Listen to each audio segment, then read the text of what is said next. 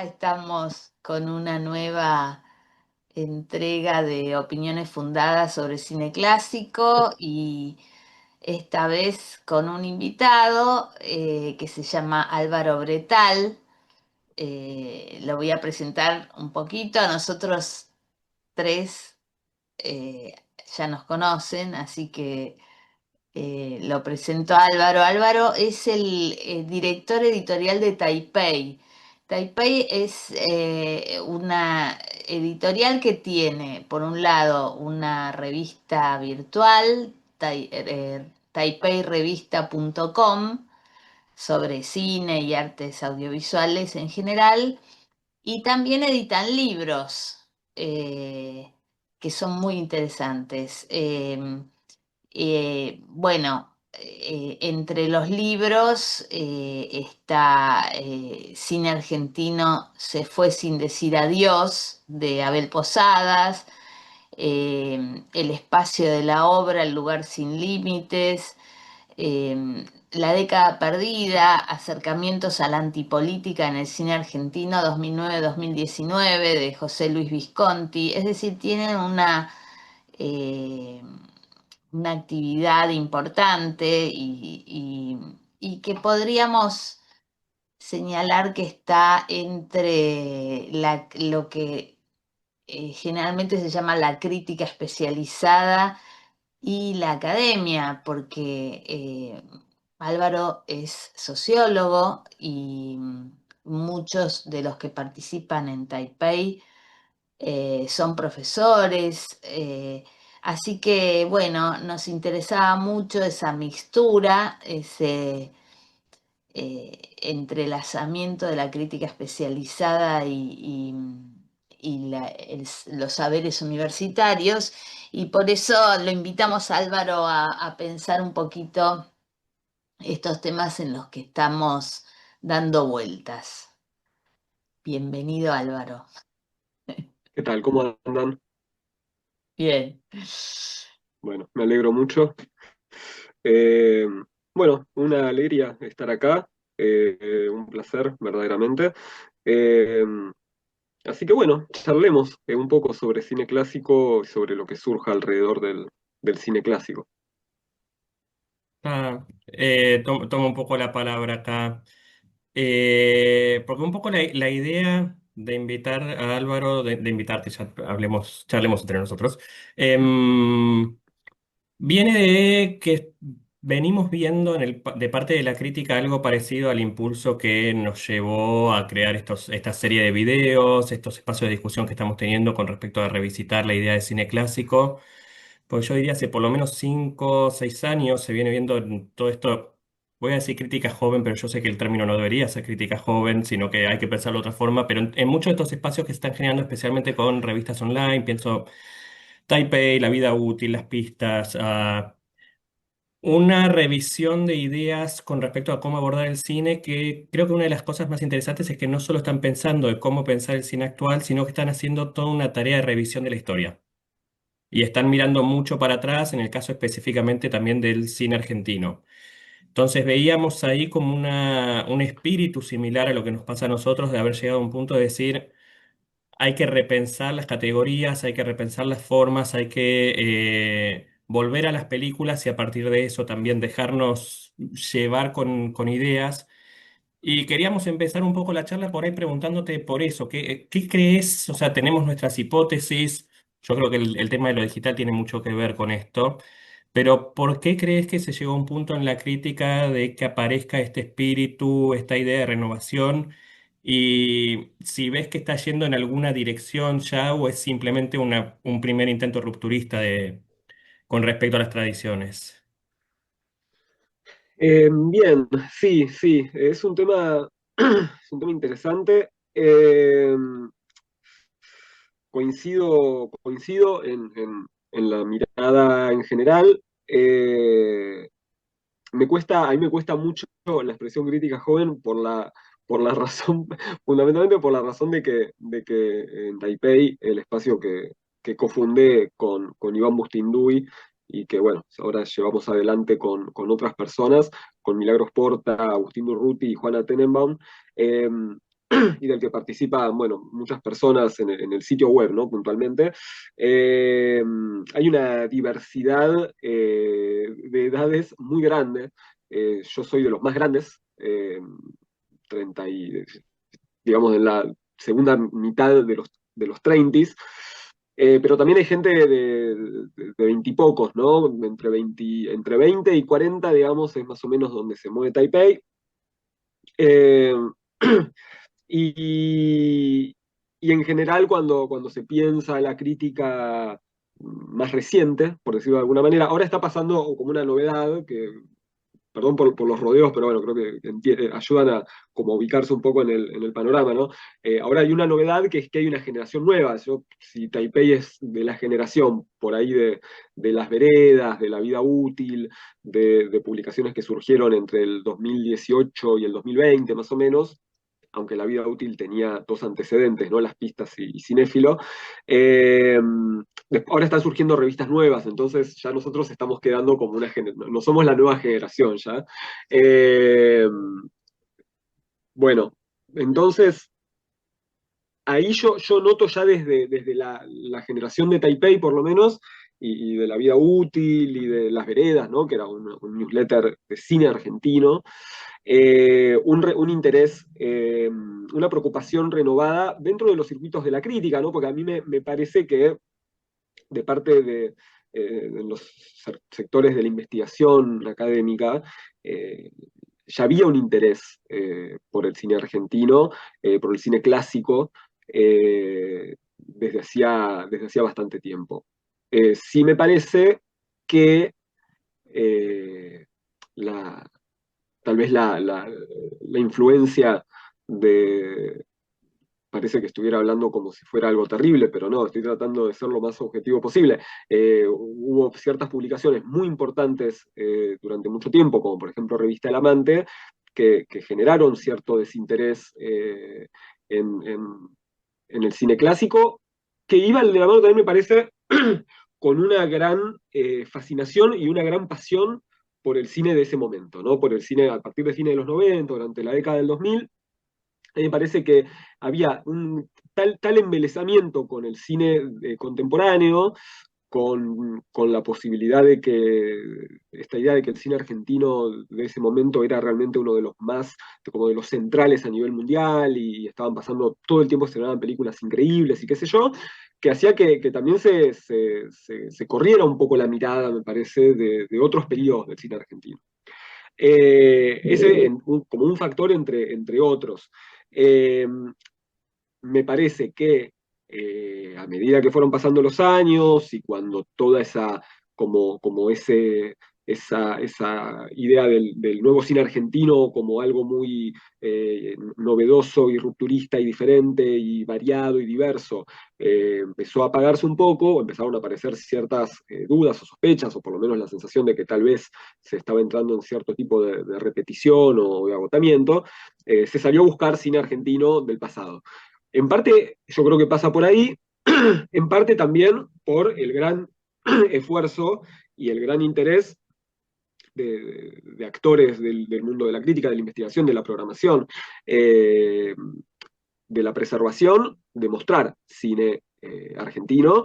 Ahí me parece que figuras como Fernando Martín Peña, como Paula Félix Didier son imprescindibles, y conozco esto de muy primera mano. Por ahí en mi caso es un poquito distinto porque yo viví durante muchos años en Ensenada, después en La Plata, no en Buenos Aires, quiero decir, pero de gente que empezó su cinefilia en Buenos Aires, yendo a ver películas al cine, al Gaumont, al Malva, al Lugones y demás, eh, como ya, bueno, lo que ahora es Peña Sin Cadenas, ¿no? Distintos espacios donde se proyectó mucho cine argentino clásico, eh, de que se convirtiera ya como en algo con lo que era parte de sus orígenes cinéfilos, ¿no? Y de sus orígenes como críticos.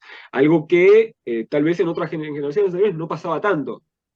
Y eso que se ha pasado mucho cine argentino clásico en, en televisión durante los 80, durante los 90. De hecho, mucho de lo que hoy nosotros conseguimos en Internet surge de ahí también, digamos, ¿no? De ripeos de la televisión.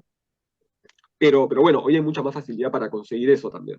Y en ese sentido, como decías recién Alejandro, lo digital, la presencia de Internet, la posibilidad del acceso muy, muy fácil y muy rápido es muy bueno.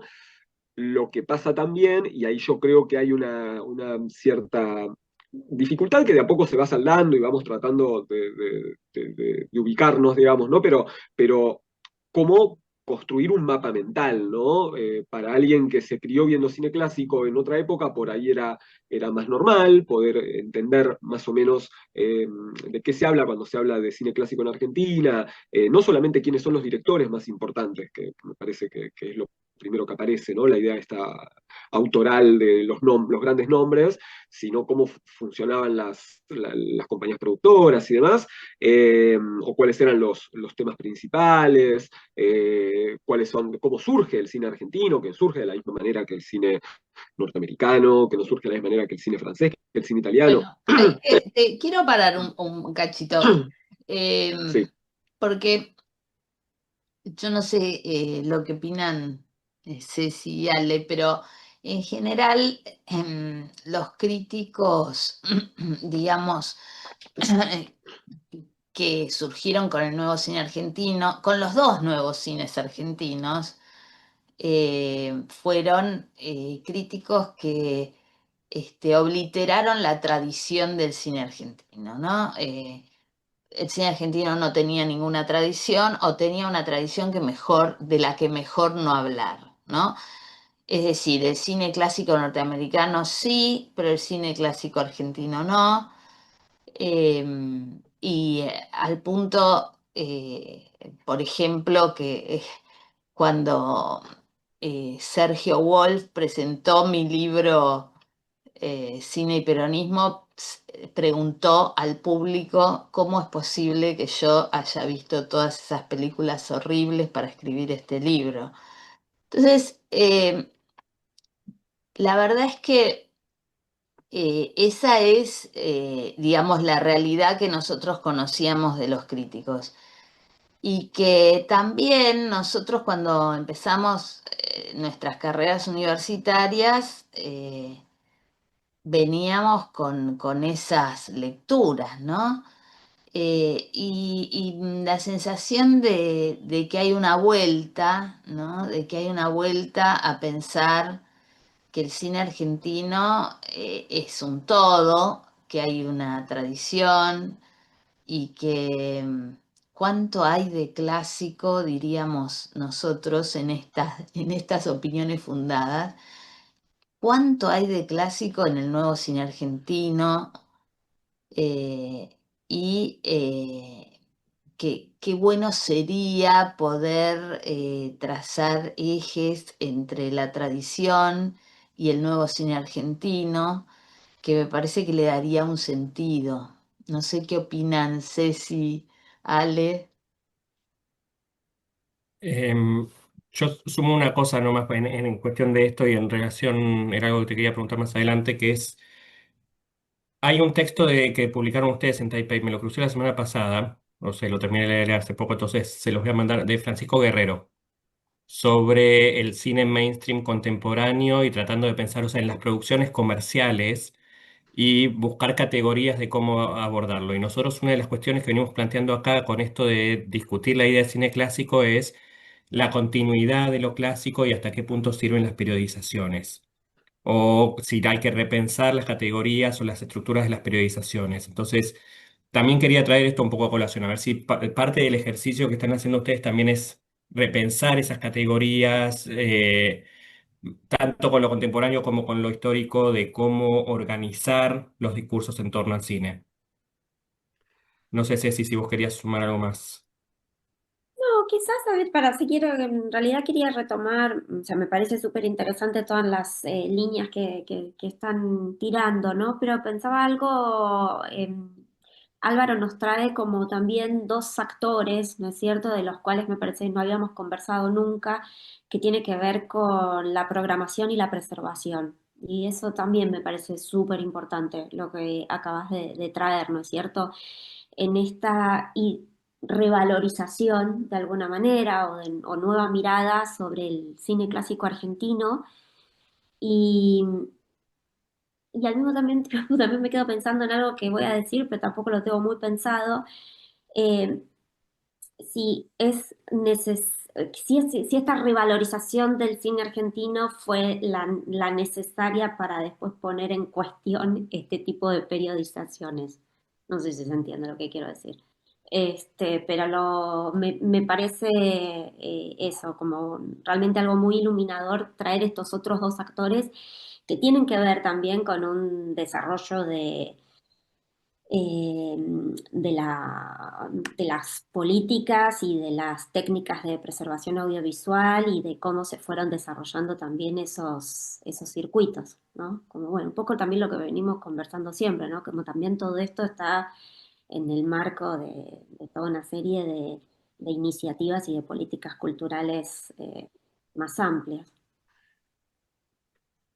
Sí, sí, sí, hay varias cosas para comentar. Voy a ver si puedo decir algo coherente, como tomando un poco de todo lo que decían. A mí me parece por ejemplo, hay un fenómeno interesante que eh, es un caso, ¿no?, puntual de un evento que me parece interesante. No lo traigo a colación por el evento en sí, que igual siempre vale la pena nombrarlo y difundirlo, sino más que nada por lo que termina generando en un montón de espectadores, que es la Semana Mundial de la Cinefilia que organizan el Cineclub Municipal de Córdoba y La Vida Útil. Ahí siempre hay algún foco de algún cineasta argentino, donde se pasan películas en fílmico, junto a muchas otras películas, ¿no? Por ejemplo, el año pasado vimos, eh, había películas argentinas, no me acuerdo exactamente de quién era el foco o cuál era el eje del foco. También había un foco de un cineasta norteamericano, creo que el año pasado fue Michel Leisen, no recuerdo bien, y películas argentinas más recientes, del nuevo cine argentino, poco vistas. Por ejemplo, La expresión del deseo de Adrián Caetano, algunas películas que se han visto muy poco. Tesoro mío. Y era muy interesante estar en una semana viendo películas clásicas norteamericanas, películas clásicas argentinas, películas del nuevo cine argentino, y notar cómo, bueno, justo encima películas como de Tesoro Mío o películas de Adrián Caetano, me parece que tienen de una forma bastante más clara una influencia del cine clásico, en el caso de Caetano de una forma hasta bastante explícita por momentos, eh, y cómo esos espacios nos permiten de pronto trazar asociaciones que nos permiten romper con periodizaciones muy estrictas y muy estrechas, ¿no? Que en Argentina yo creo que respecto del cine norteamericano, con la fascinación por el cine clásico norteamericano, heredado de la crítica callerista, digamos, siempre hubo una tendencia mucho más amable y mucho más abierta y mucho más predispuesta a entender que de innovador y de moderno y de rupturista tenía el cine clásico norteamericano en un montón de sentidos, ¿no? Digo, tanto formales, de puesta en escena, temáticos, contra la censura de los estudios, etcétera, etcétera. Eh, Algo que costó mucho más, digo, justamente por esta misma tradición tan respetuosa del cayerismo de fines de los 50 y demás, con el cine francés, al cual nunca se le perdonó, digamos, todo lo que ya no le perdonaba a Truffaut en la década del 50. Y eso se ha heredado. Y con el cine argentino creo que ha pasado algo un poco parecido, ¿no? Cuando uno lee La breve historia del cine argentino de Mayeu, o el cine nacional de Estela Dos Santos, y algunas notas de Tiempo de Cine, y el destrato y el maltrato hacia el cine argentino clásico, por fuera de algunos pocos nombres que siempre eran las excepciones, como Sofici, por ejemplo, o el Negro Ferreira, con suerte, el Negro Ferreira de la década del 20, ¿no? Hasta Muñequitas Porteñas, después ya no. Bueno, es como que se ha heredado eso y hasta durante muchas décadas nunca se quiso soltar. Entonces, me parece que el primer paso es volver a ver esas películas, volver a entenderlas en contexto, no compararlas, no hacer una comparación entre cinematografías nacionales como si fuera una especie de cuadro sinóptico de, bueno, esta tiene una fotografía bárbara de John Ford, esta Perdón, de Manuel Turizo, ¿no? y también fechar esa crítica, ¿no? O sea, fechar en el sentido de decir, bueno, es una crítica que tiene una fecha determinada, un momento determinado y que no es la verdad para siempre. Digamos que nosotros en el siglo XXI no podemos seguir diciendo las mismas cosas que se decían en los años 60. Perdóname que te... Exactamente. Mm. Sí, sí, totalmente. Y ahí yo creo que hay como una novedad, ¿no? Por ejemplo, la generación de críticos del 30 y pico, 20 y pico, esto lo sé también porque lo hablo con ellos, ¿no? Ha leído mucho menos la revista El Amante de los 90, perdón que vuelva siempre El Amante, pero bueno, que yo Film siempre fue una revista mucho más amable con el cine argentino clásico, pero El Amante no, y se leía mucho. Y yo creo que hoy yo hablo con pibes de 20 años que nunca leyeron El Amante de los 90 o esa tradición crítica, ¿no? De la que hay varias personas, incluso fuera del amante, que también formaban parte. Entonces, hay como una cosa de desprenderse un poco de eso, de no estar tan pegados a esas lecturas. Yo noto como una asociación que así, dicha así medio a lo bestia, suena muy mal, pero yo creo que tiene un sentido, que es que esa lectura que se hacía en los 60 del cine clásico argentino tuvo una especie de correlato, de espejo en los 90 con la lectura que se hizo del cine de los 80. Y ahí yo creo que todavía también hay como ciertas dificultades en tratar de entender el cine de los 80, ¿no? Y que no sea la lectura que nos viene dada, no solamente por parte de la crítica de la época, sino también por parte de los cineastas de la época, ¿no? Por la lectura que hacían Martel, que hacían Burman, que hacían Trapero y demás en la década de los 90, que era una lectura terrible, donde incluso decían, bueno, los cineastas dinosaurios, y dinosaurio es una palabra que se usaba para los represores, digamos, ¿no? Y usarla para Luis Puenzo o para Eliseo Subiela es un poco mucho, pero eso se hacía, ¿no?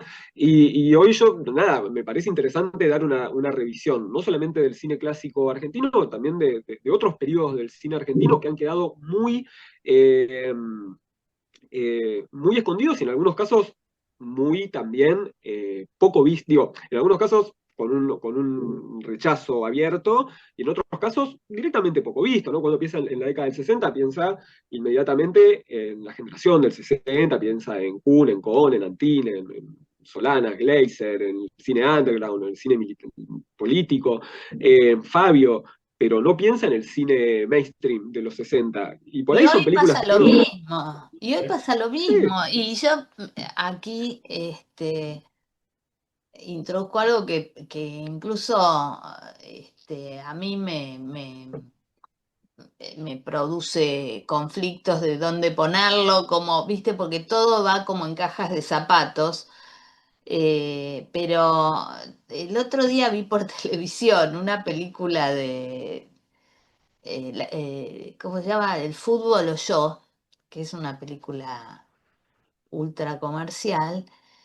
Y la verdad es que está bastante bien para lo que la película está pretendiendo. Seguramente tuvo mucho éxito. Y digo, ¿y por qué no tenemos categorías para eso? Porque la categoría es cine comercial. eh, esto implica malo. Y realmente toda la cinematografía del mundo, solo hace falta poner Netflix y ver cinematografía de cualquier parte del mundo y darse cuenta que hay una gran proporción de películas comerciales, clásicas absolutamente, bien hechas y que pueden ser, y que son de consumo muy masivo.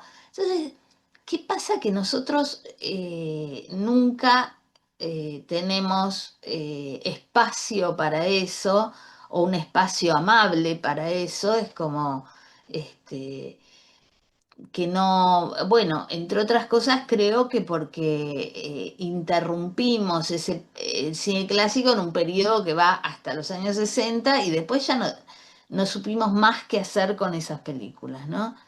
Y me parece que estamos muy equivocados, o sea, que estamos dejando afuera a la mayor parte del público de audiovisual. Sí, sí, sí, sí, completamente. Creo que hay como categorías, eso, ¿no? Como muy compartimentadas, muy estancas, que, que no solamente que rara vez sirven, pienso también en otra categoría que son como los un poco excluidos y un poco autoexcluidos, ¿no? Que es el cine de género, que también es como un universo aparte, tienen sus propios festivales, sus propios circuitos de consumo y de validación, y el cine de terror, el cine de ciencia ficción, el fantástico. Entonces está como el cine industrial o el cine mainstream, el cine independiente que hoy en día subsiste mayoritariamente a través de la coproducción y donde hay una mirada que está muy alimentada también por lo que se busca en los festivales europeos, eh, Totalmente. y, el, y el cine de género, el cine de terror, el cine fantástico. Y en verdad también es interesante ver que en muchos casos hay trayectorias de cineastas atravesadas por como que no están en una de esas categorías de una forma tan clara y definida, sino que conviven en distintos mundos y a veces cuesta mucho de parte de la crítica entender qué está pasando, ¿no? El caso de un trapero, el caso de una Anna Katz, ¿por qué? O ahora Berneri, que hizo una película para Netflix. Para los cineastas a veces, excepto para quienes se lo toman de una forma más, si se quiere, militante, o que tienen realmente digo, militante en el sentido de hacer un cine ultra independiente por voluntad, por interés, porque no quieren formar parte de otro tipo de universos o hacer otro tipo de cine, pero muchos cineastas no lo viven de esa manera tampoco. Y para la crítica yo creo que es bastante difícil a veces entender esas trayectorias híbridas, por decirlo de alguna manera, ¿no? Ujú. Eh, y lo mismo pasaba en la década del 70 o en la década del 60 con cineastas como Kuhn, que por ejemplo tiene una trayectoria extrañísima, y sin embargo siempre son algunas las películas que se ven o que se aprecian y otras quedan muy por fuera. O en el caso de un Fabio, ¿no? Que hasta la década de los 90 más o menos, cuando uno veía, esto era interesante de ver cuando hicimos la encuesta de cine argentino, en las encuestas que hacía el Museo del Cine en la década de los 90, o cuando uno hojeaba revistas de la época, películas como Juan Moreira o Nazareno Cruz eran muy poco nombradas. Era como que la crítica estaba muy interesada por las primeras tres películas de Fabio.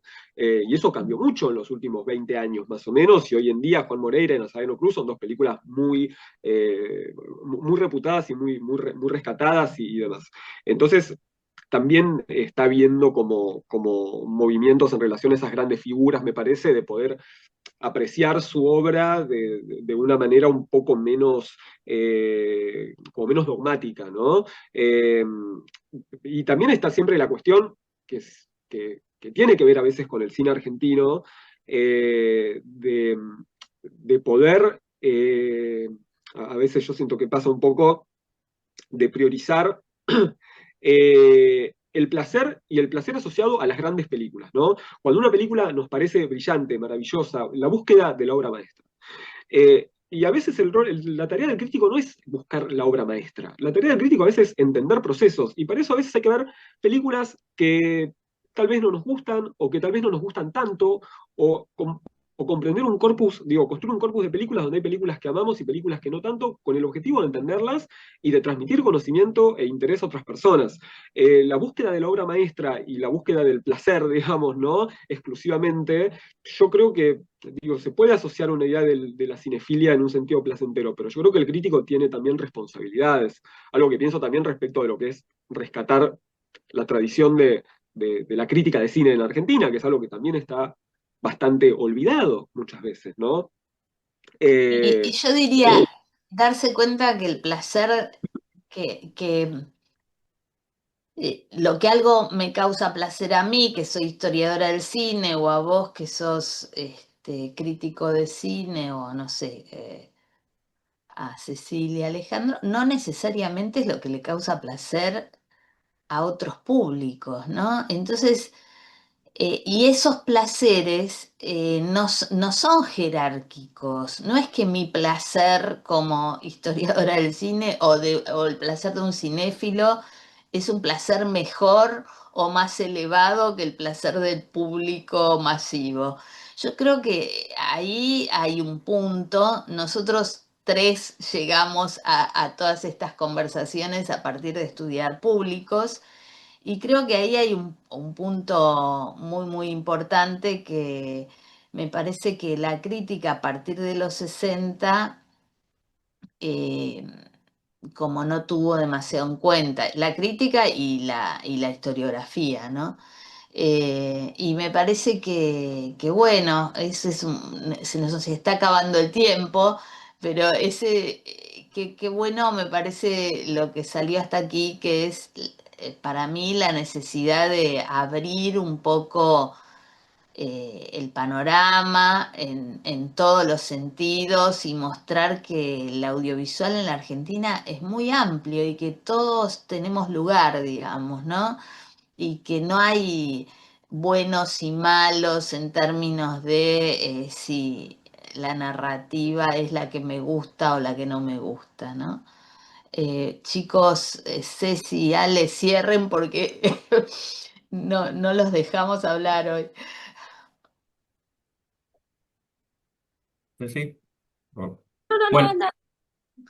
yo lo que pasa, vuelvo a una cosa al principio que me hubiese gustado poder hablarla más, que es otra vez la vuelta a esto de lo digital y que Álvaro decía, el tema de la falta, no sé si de estructuras, de categorías, pero que yo estoy muy de acuerdo. Para mí estamos en un momento súper interesante porque hay una forma de consumo muy ecléctica.